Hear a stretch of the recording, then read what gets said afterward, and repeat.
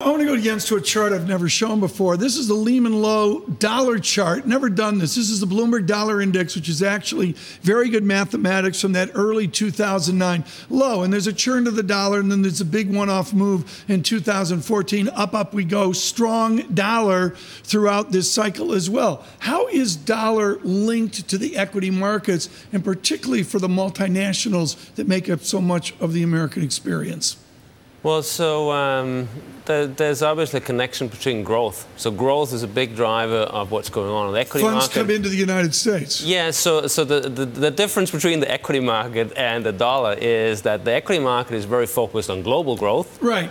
And the dollar is very much driven by sort of idiosyncratic growth that is like specific to the U.S. So one of the reasons why we had a very strong dollar since April is that we've had strong growth in the U.S., but we've had essentially a setback on the global growth front.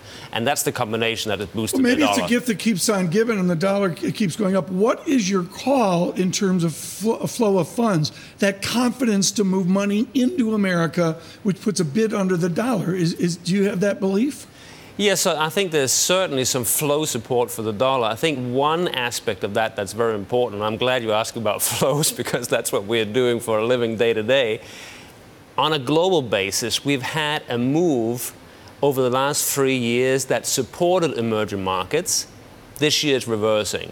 So not just in the context of what's going on with the U.S. and Europe. A lot of people look just at the euro, right? So I'm glad you're looking at the dollar index. But when we look at the dollar versus emerging markets, it looks like we have a structural trend change because the flow is no longer moving to emerging markets.